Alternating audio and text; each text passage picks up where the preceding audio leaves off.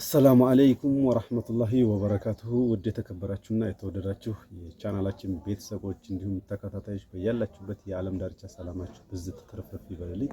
እንግዲህ ዛሬ ለዚህ ቻናል አዲስ ከሆናችሁ ሰብስክራይብ ያደረጋችሁ ነባር ቤተሰቦች ደግሞ ላይክ በማድረግ እንድታበረታቱኝ በአክብሮት ጠይቃለሁ። እንግዲህ ሁላችሁም በያላችሁበት ሰላማችሁ በዝት ተረፍረፍ ይበልልኝ። አሁን ዛሬ የመጣሁበት ትልቁና ዋናው ነገር አገራችን ሰላም ይሁን። ሁላችሁም ይህ ጉዳይ ሊያሳስባችሁ ይገባል።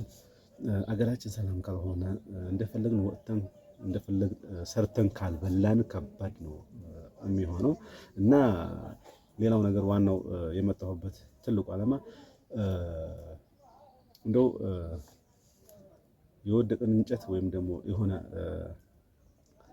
ብዙሃንነት ያለው ማህበረሰብ ላይ ትንሽ ነገር ካለ በጣም እነዛ ሰዎች ማጥቃትና እነዛ ሰዎች የመጨቆን ይህ ማለት ምንድነው? በአክሱም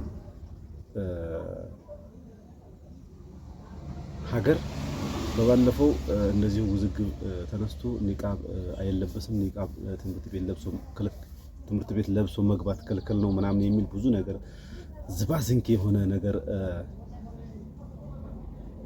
ተነስቶ ከዛ በኋላ ከስንት ጭቅጭቅና ከስንት መከራ በኋላ ኒቃብ ያው ትምህርት ቤት እንደተፈቀደ ነው የነበረኝ ያለኝ መረጃ። አሁን ደግሞ በዚህ ሁለቀና እየተሰማ ያለው በጣም አጃኢብ በጣም በጣም ልብ የሚሰብርና ልብ የሚነካ ነገር እየተሰማ ነው። በእርግጥ عربوش ወደ ሀበሻ ሲሏቸው ነጃሽ ውቅሮ የሚባል መቀሌ ሳታችሁ 10 ኪሎ ውቅሮ አካባቢ ነበር ተቀበሏቸው። እንግዲህ አማን ነው አልሐምዱሊላህ። እና አሁን ደግሞ በአክሱም የሚባለው ሀገር ላይ የአዛን ድምጽ መስማት አንፈልግም። ሀገራችን ታጡ ከፈለጋችሁ ወደ መዲና የሚባል ነገር አዲስ ነገር ሰምቻለሁ። እኔ በጣም የሚያሳዝንና በጣም ልብ የሚነካ ነገር ነው። እኔ ይሄን ነገር በጣም ሸር ያደርጋችሁ በአላህ ይሁንባችሁ። እስከዛሬ ይሄን ቪዲዮ እያንዳንዷ 300 ምናምን ቪዲዮ ስንሰራ በአላህ ይሁንባችሁ ብያችሁ አላውቅም። ነገር ግን ይሄን የማን አለብኝ ስሜት ስለሆነ እያንጸባረቁ ያሉትኝ እዛ አካባቢ ያሉ ሰዎች ስለዚህ ይሄን ቪዲዮ ሼር ያደርጋችሁ በአለም ላይ የአዛን ድምጽ መስማት አንፈልግም፣ እንዲያውም ሂጃብና ኒቃብን ከነጭራሹ እንዳታስቡት፣ ከዚህ በፊት እንደጨፈጨፍናቸው እናንተንም እንጨፍጨፋችኋለን እያሏቸው ይገኛሉ የአክሱም ሙስሊሞች። በአክሱም የሚገኙ ሙስሊሞች ለሁላችንም የድረሱልን ጥሪ እያሰሙ ይገኛሉ። ከዚህ በፊት ሂጃብ በመከልከል ተማሪዎች ሂጃብ ለብሰው እንዳይማሩ በማድረግ የተለያዩ ጫናዎችን ሲያሳድሩ ነበር። አሁን ደግሞ ጭራሽ የአላህን ጥሪ የአዛንን ድምጽ እንድታሰሙ አንፈልግም፣ ከፈለጋችሁ ወደ ሳዑዲ መሄድ ትችላላችሁ እያሏቸው ይገኛሉ። በመጀመሪያ ይሄን ቪዲዮ የምታዩ ሙስሊሞች በሙሉ ይሄን መልእክት ለሁሉም ሙስሊም የማዳረስ ግዴታ ስላለባችሁ ይሄን ቪዲዮ ለሁሉም ሙስሊሞች ሼር፣ ሪፖስት፣ ኮፒ ሊንክ እያደረጋችሁ ተመልከቱ። የአክሱም ሙስሊም ወንድም እህቶቻችን ጥሪ ደርሶናልና ከዚህ በኋላ ሁላችንም ሙስሊሞች በብሔር በጎሳ ሳንለያይ አንድ ላይ ሆነን ማድረግ ያለብንን ነገር ማድረግ አለብን። ለሙስሊም ወንድም እህቶቻችን ማድረግ አለብን። አላህ ቶሎ ነስሩን ያምጣላቸው። ወሰላሙ አለይኩም ወራህመቱላሂ ወበረካቱ። የሚገኘው እየተረሸነ ነው የሚገኘው። ስለዚህ ሁላችንም ድምጽ ልንሆን ይገባል። ይሄ ነገር መቆም አለበት። ኢትዮጵያ የሁላችንም ሀገር ናት፣ ለሁላችንም የምትበቃ ሀገር ናት። ራሳችንን ችለን መንቀሳቀስ ነው የሚገባ ነው። ሁላችንም ይሄን ቪዲዮ ሼር በማድረግ እንድትተባበሩ ጠይቃችኋለሁ ብያለሁ። እኔ በጣም የተሰማኝ ወላሂ ነው የምላችሁ፣ በጣም ነው የተሰማኝ። የአዛን ድምጽ እንዳይሰማ እንዳታሰሙን። የአዛን ድምጽ ማለት ምን አይነት ጥያቄ ነው? ምንድነው? በቃ እኔ ልሙት፣ በቃ ልሙት ማለት መሞት እኮ ፈርድ ነው። ነገር ግን እንዲህ አይነት ነገር ጭቆና፣ እንዲህ አይነት በቃ የሆነ ጥላቻ አዘል ነገር መሰማት የለበትም። በቃ እነኖረኛም እነሱም ይኖሩ፣ በቃ አለቀ። ተዋልደናል እኮ የኛ ክስት ክርስቲያን ናት፣ ሌሎችም ሙስሊም ተዋልደናል፣ በቃ ተጋብተናል፣ ተዋልደናል። ብዙ ነገር አለው። ስለዚህ አትነካኩን ባካችሁ ፖለቲከኞች። ይሄ የፖለቲከኞች አጀንዳ ነው። ዘርን ከዘር፣ ጎሳን ከጎሳ፣ ብሔርን ከብሔር፣ እምነትን ከእምነት እያጋጩ የራሳቸውን የፖለቲካ አጀንዳ እያስቀየሩ ለመኖር የሚያደርጉት ነገር ስለሆነ ይሄን ነገር ባካችሁ ደጋግ ክርስቲያን ወገኖች አላችሁ እናንተም ይሄን ነገር በጣም ተቃውሙ። በጣም አያስፈልግም። በቃ ቤተክርስቲያን ይከልከል ወይም ደግሞ ቅዳሴ ይከልከል ቢባል ምንድነው የሚሰማችሁ? ያን ያክል ነው። በዛ ልክ ነው መረዳት ያለብን ሁላችንም ማለት። ስለዚህ እኛ አነካም የሰው እምነት፣ እናንተም አትንኩብን። አድበን እንኑር፣ ተከባብረን ተዋደን እንኑር። ስለዚህ ይሄ ነገር ሁላችንም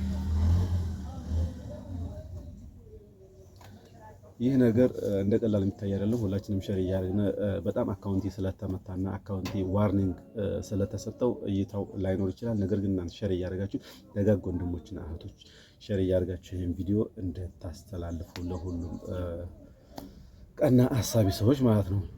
ስለዚህ ይህን ነገር እንደ ቀላል ማለፍ የለብንም። እንደ ቀላል መታየት የለበትም። ነገ ጧት ሌላ ነገር ነው የሚጠብቀን፣ ሌላ ሙሲባ ነው የሚጠብቀን። ስለዚህ ሁላችንም ፕሊስ ለተጎዳ ፍትህ ላጣ አማን ፋጡማ ፍትህ ላጣው ወገን ነው መሆን ያለበት። ለምሳሌ ቅዳሴ ይከልከል ቢባል የማይሆን ነው። በቃ አዛን ይከልከል ቢባል የማይሆን ነው።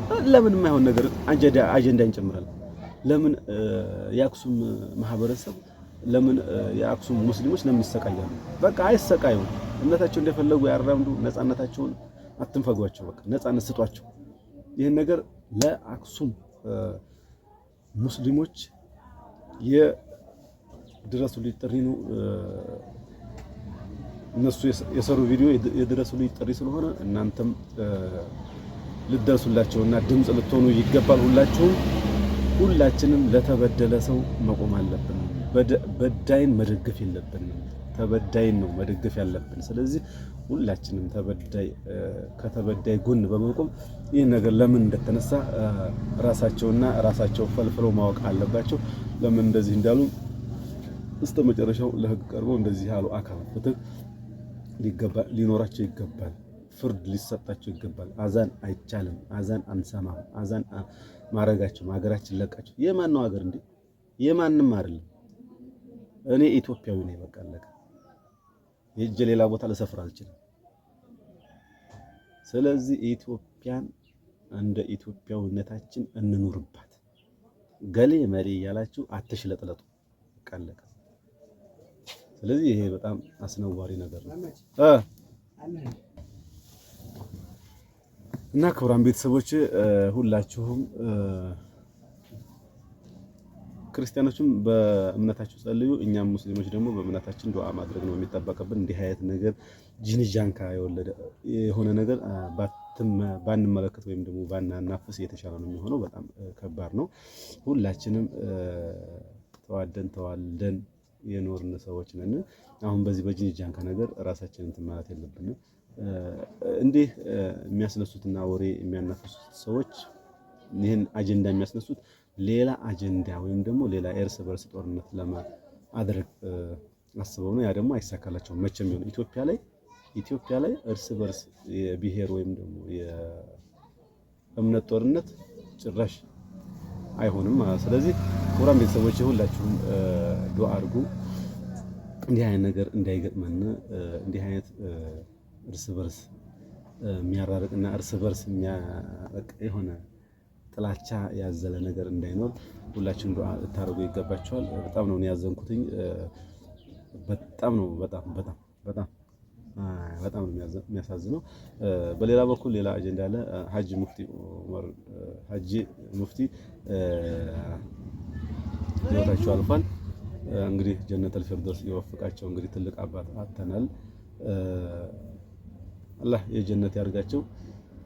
ሷሊህ ሰዎችን እያጣን ነው። እንግዲህ በየትኛውም አቅጣጫ ደጋግ ሰዎች እየሄዱ ነው ወደ አኼራ። እንግዲህ መሬት ላይ ያለው ፈሳድ እየበዛ ነው።